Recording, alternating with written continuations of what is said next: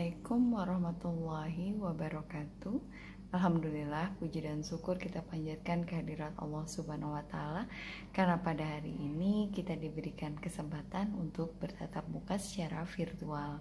Anak-anak, perkenalkan, nama ibu adalah Ibu Siti Kamilah yang akan mengajar kalian mata pelajaran PAI di kelas 8 ini.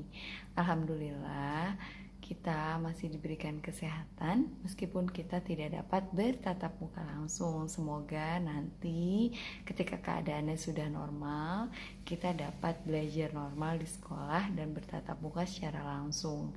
Anak-anakku sekalian, untuk mata pelajaran PAI di kelas 8 ini, bab pertama adalah materinya adalah mengimani kitab-kitab Allah dan mencintai Al-Quran, di mana ada dua bagian dari bab pertama ini. Bagian yang pertama adalah kalian harus memahami apa yang dimaksud dengan mengimani kitab-kitab Allah. Mengimani kitab-kitab Allah artinya adalah kalian meyakini dengan hati bahwa Allah menurunkan kitab-kitab selain Al-Quran kepada para nabinya, yaitu kitab-kitab selain Al-Quran lainnya adalah kitab Taurat, Zabur, dan Injil, di mana perbedaannya adalah apabila kitab Taurat, Injil, dan Zabur hanya diperuntukkan bagi kaum nabi-nabi tertentu. Berbeda dengan Al-Quran, kalau Al-Quran itu berlaku untuk seluruh umat manusia dan sepanjang zaman sampai nanti hari kiamat. Selain kitab-kitab tersebut, ada juga yang dinamakan dengan suhuf. Suhuf itu adalah lembaran firman-firman Allah yang terpisah-pisah, yang tidak dibukukan. Jadi bedanya adalah kalau kitab itu dibukukan, kalau suhuf itu adalah lembaran-lembaran yang terpisah. Nah, anak-anakku, kemarin pada bagian yang pertama dari materi yang ibu bagikan di video itu semoga sudah lumayan jelas ya anak-anak ya, dimana disitu dijelaskan tentang perbedaan antara kitab dan suhuf, atau selengkapnya kalian bisa membacanya di buku paket kalian. Nah, anak-anak, yang harus kalian pahami selanjutnya adalah bagaimana cara kita mengimani kitab selain Al-Quran. Inilah bedanya. Kalau untuk kitab selain Al-Quran, kita cukup meyakini saja bahwa Allah memang menurunkan kitab-kitab tersebut. Kita tidak diwajibkan untuk menjalankan isinya. Kenapa? Karena satu, kitab-kitab tersebut yang ada sekarang tidak terjaga kemurniannya, karena Allah hanya menjamin kemurnian Al-Quran. Allah menjaga kemurnian Al-Quran sepanjang zaman, berbeda dengan kitab-kitab lainnya.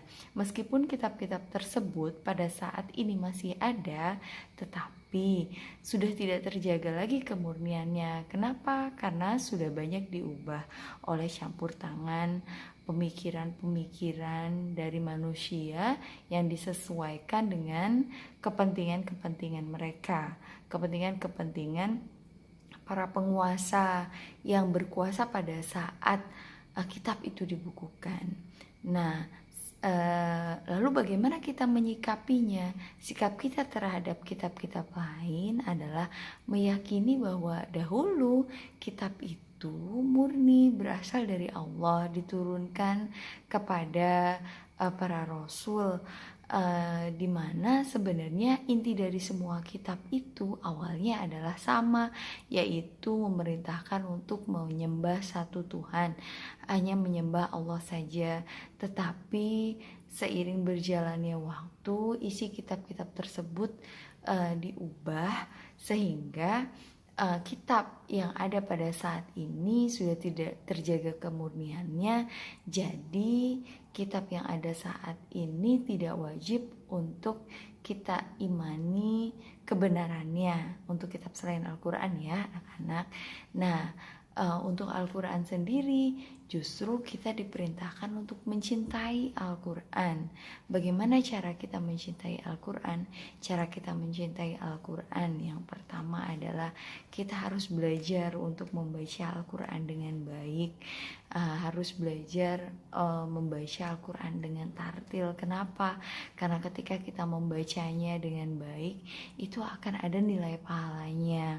Nah, selain dianjurkan untuk membacanya, yang kedua kita dianjurkan untuk menghafalkannya, di mana Allah itu menjanjikan keutamaan bagi para penghafal Al-Quran, di mana Allah akan meninggikan derajatnya nanti kelak di akhirat.